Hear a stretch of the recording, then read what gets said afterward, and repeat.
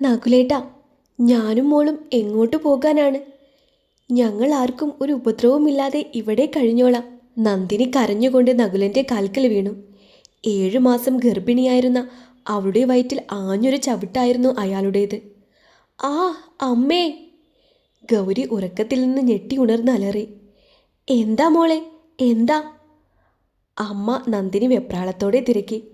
ഏയ്, ഒന്നുമില്ല അമ്മേ, അമ്മ ഉറങ്ങിക്കോ. പേടി സ്വപ്നം വല്ലതുമായിരുന്നോ കുഞ്ഞെ? ആകെ വിയർത്തല്ലോ നീ. ഇല്ല അമ്മേ, അമ്മ ഉറങ്ങിക്കോ. അവൾ പതിയെ അവിടെ നിന്ന് എഴുന്നേറ്റ് ഹാളിലേക്ക് നടന്നു.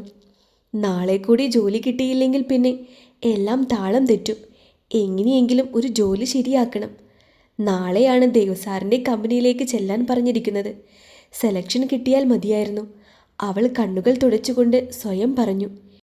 കിട്ടാതെ എവിടെ പോകാൻ? പിറ്റേന്ന് രാവിലെ നന്ദിനി ഉണ്ടാക്കിയ ദോശ തിടുക്കത്തിൽ വാരി തിന്ന് ഫയലും എടുത്ത് അവൾ ഇറങ്ങി. സമയം വൈകരുതല്ലോ എന്നോർത്ത് നല്ല വേഗത്തിലാണ് പോയത്. പെട്ടെന്നാണൊരു വാഹനം അവളുടെ നേരെ സ്പീഡിൽ വന്നതും അടുത്തുള്ള ചെളിവെള്ളം അവളുടെ വസ്ത്രത്തിൽ തെറിപ്പിച്ചതും. ഷേ, എവിടെ നോക്കിയാടാ പോകുന്നത്? നിന്റെ മുഖത്തൊന്നും കണ്ണില്ലേ? അവൾ ദേഷ്യത്തിൽ ചോദിച്ചു. വേഗത്തിൽ പോയിക്കൊണ്ടിരുന്ന ആ കാറ് അവിടെ നിർത്തി. ഈശ്വര, പണിയായോ? അവളൊന്ന് പതറി. അല്ലെങ്കിലും ഞാനെന്തിനു പേടിക്കണം? എൻ്റെ ദേഹത്തല്ലേ വെള്ളം തെറിപ്പിച്ചത്. ആ കാറ് അവളുടെ അടുത്തേക്ക് വന്ന് നിർത്തി. സോറി. അതിലുണ്ടായിരുന്ന ആൾ അവളോട് ക്ഷമാപണം പറഞ്ഞു. എന്ത് സോറി? നിങ്ങൾക്ക് കാറുണ്ടെന്ന് വെച്ച് വഴിയെ ആർക്കും പോകണ്ടേ? ഷട്ടപ്പ്! നീ ആരോടാണ് സംസാരിക്കുന്നത് അറിയോ? താൻ ആരായാലും എനിക്കെന്താടോ? എൻ്റെ ഡ്രസ്സ് ആകെ നാശായില്ലേ? അയാൾ വീണ്ടും വണ്ടി പിന്നിലേക്കെടുത്തു. സ്പീഡിൽ ഒരു വരവായിരുന്നു. മുന്നത്തേതിലും കൂടി ചെളി അവളുടെ ദേഹത്തേക്ക് തെറിച്ചു. ഡോ, ഷട്ടപ്പ്! കാറിനുള്ളിൽ നിന്ന് അയാൾ പറഞ്ഞിട്ട് മുന്നോട്ട് പോയി. ഷെടാ, എന്താണിത്? ഒരു മര്യാദയുമില്ലാത്ത ഒരാൾ. അവൾ കരഞ്ഞുകൊണ്ട് അവിടെ നിന്ന് വീട്ടിലേക്ക് തിരിച്ചുപോയി. സമയമുണ്ട്, ഡ്രസ്സ് മാറി വേഗം പോകാം. അവൾ വേറെ വസ്ത്രം ധരിച്ച് വേഗം ഓഫീസിലെത്തി. ഹൃദയം പടപടാ മിടിക്കുന്നുണ്ടായിരുന്നു. ഈശ്വര, ഇതിലെങ്കിലും സെലക്ട് ആയാൽ മതിയായിരുന്നു.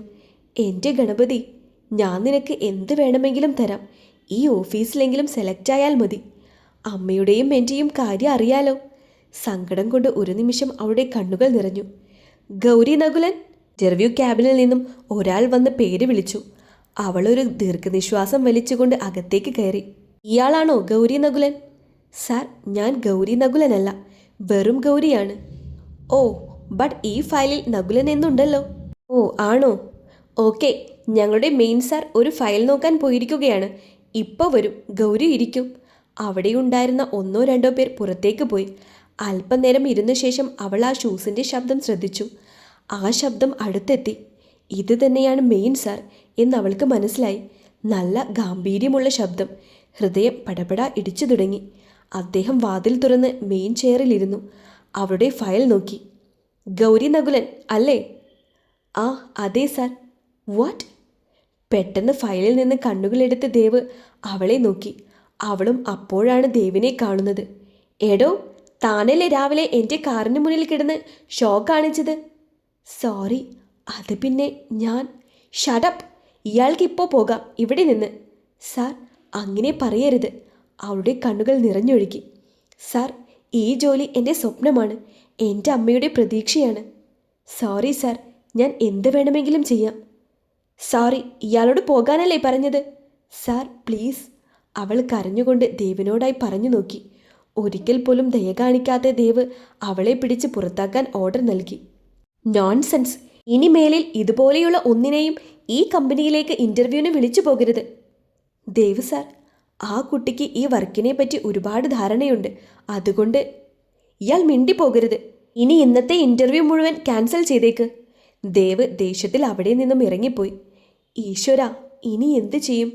അമ്മയുടെ ഓപ്പറേഷൻ, വാടക, എല്ലാം കൂടെ എങ്ങനെ? അവൾ നടുറോഡിൽ കരഞ്ഞുകൊണ്ട് നിന്നു. നല്ല മഴയായതുകൊണ്ട് കണ്ണുനീർ ആരും കണ്ടില്ല. അപ്പോഴാണ് അവൾക്ക് മുന്നിൽ ഒരു പോസ്റ്റിൽ ഒട്ടിച്ച പോസ്റ്റർ കാണുന്നത്.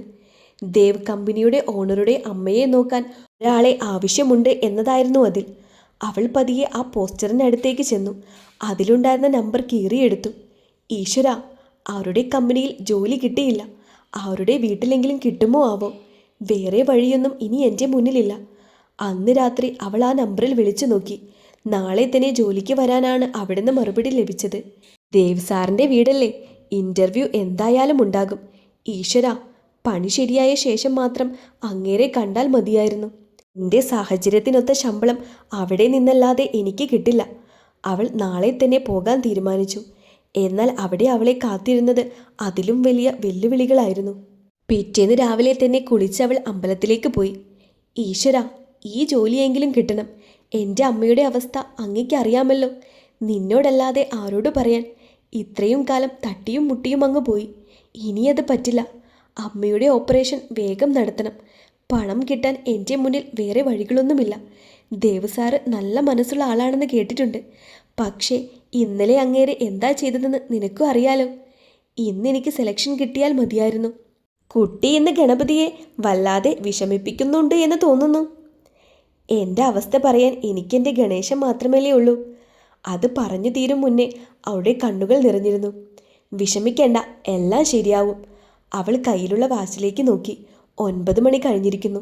10 മണിക്ക് അവിടെ എത്തണം. അവൾ പതിയെ അവിടെ നിന്ന് നടന്നു. ആദ്യമായിട്ടാണ് ദേവിൻ്റെ വീട്ടിലേക്ക് പോകുന്നത്. വഴിയാത്രക്കാരോട് ചോദിച്ച് അവൾ ഒരു വലിയ മാളികയുടെ മുന്നിലെത്തി. ഈശ്വര, അവൾ അതിശയത്തോടെ ആ മനോഹരമായ ഭവനത്തിൻ്റെ മുന്നിൽ നിന്നു. ഇത് വീടോ അതോ കൊട്ടാരമോ? ആരാ അത്? അകത്ത് നിന്ന് സെക്യൂരിറ്റി വിളിച്ചു ചോദിച്ചു. ഞാൻ ഗൗരി. നിങ്ങളുടെ പേരല്ല ചോദിച്ചത്, എന്താ അവിടെ നിന്ന് പരിങ്ങുന്നത് എന്നാ ചോദിച്ചത്. വലിയ വടിയും കയ്യിൽ പിടിച്ച് അയാൾ ഗേറ്റിൻ്റെ മുന്നിൽ വന്ന് തിരക്കി. കയ്യിലെ വടി കണ്ടപ്പോൾ തന്നെ അവളുടെ കിളി പോയി. സാറേ, ഞാനിവിടെ ദേവസാറിൻ്റെ അമ്മയെ നോക്കാൻ ആളെ വേണമെന്ന പരസ്യം കണ്ട് വന്നതാ. ആ, എന്നാ നിൽക്ക്, ഗേറ്റ് തുറന്നു തരാം. അല്പനേരം നിന്ന ശേഷം ഗേറ്റ് തനിയെ തുറന്നു. എന്താ കൊച്ചേ അന്തം വിട്ട് നിൽക്കുന്നത്? കയറ് വേഗം. അവൾ അകത്തേക്ക് കയറി. ആദ്യമായിട്ടാണ് വലിയ പൂന്തോട്ടവും വലിയ കുളവുമൊക്കെയുള്ള ഒരു വീട് കാണുന്നത്. ഈശ്വര, ഇവിടെ ജോലി കിട്ടിയാൽ മതിയായിരുന്നു. എന്താ പെൺകൊച്ചെ ഇങ്ങനെ അന്തം വിട്ട് നോക്കി നിൽക്കുന്നത്? ദേ, ഇവിടെയാ ഇൻ്റർവ്യൂ, അങ്ങോട്ടേക്ക് ചെല്ല്. അവൾ പതിയെ അങ്ങോട്ടേക്ക് നടന്നു. ഈശ്വര, ദേവസാർ ഇല്ലാതിരുന്നാൽ മതിയായിരുന്നു. അവൾ തല താഴ്ത്തി പേടിയോടെ പടികൾ കയറി. 2ാം നിലയിലാണ് ഇൻ്റർവ്യൂ നടക്കുന്നത്.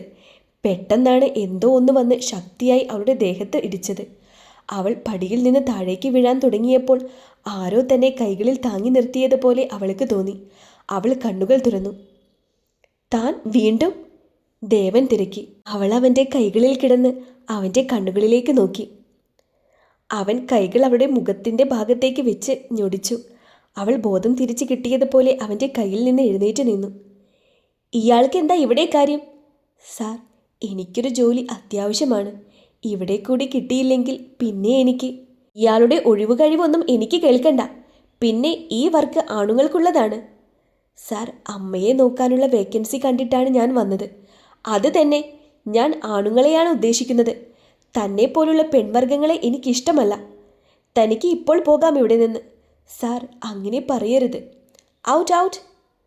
സാർ, സാറിൻ്റെ അമ്മയും ഒരു സ്ത്രീയല്ലേ? അവൻ അവളെ തിരിഞ്ഞു നോക്കി. ഷട്ടപ്പ്, നിന്നോട് പോകാനാണ് പറഞ്ഞത്. ഈ മാളികയിൽ നിന്നെപ്പോലെയുള്ള പെണ്ണുങ്ങൾക്ക് ഞാൻ ജോലി കൊടുക്കില്ല. അവൾക്ക് ഉറപ്പായി അവൾക്ക് ഈ ജോലി കിട്ടില്ല എന്ന്. നിരാശയോടെ അവൾ പതിയെ അവിടെ നിന്നിറങ്ങി. ഗേറ്റ് അവൾക്ക് മുന്നിൽ കൊട്ടിയടക്കപ്പെട്ടു. നിരാശയോടെയല്ലാതെ അവൾക്ക് അവിടെ നിന്നും ഇറങ്ങാൻ കഴിഞ്ഞില്ല. ഈശ്വര, ആ വാതിലും കൊട്ടിയടഞ്ഞു. പെട്ടെന്നാണ് കയ്യിലെ ഫോൺ റിങ് ചെയ്തത്. ഹലോ. ഹായ് ഗൗരി, ഞാൻ റീനയാണ്. മറ്റന്നാൾ എൻ്റെ കല്യാണമാണ്.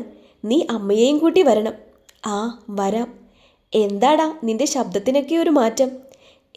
ഒന്നുമില്ലടി, ഞാൻ വന്നേക്കാം. ആടി, ശരിയെന്നാ. റീന ഫോൺ കട്ട് ചെയ്തു.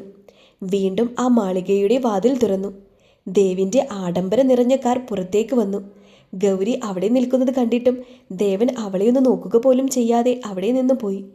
വീട്ടിലേക്ക് ചെന്ന ഉടൻ ടേബിളിലിരുന്ന വെള്ളം മടമടാ കുടിച്ചു അവൾ ദീർഘനിശ്വാസം വിട്ടു.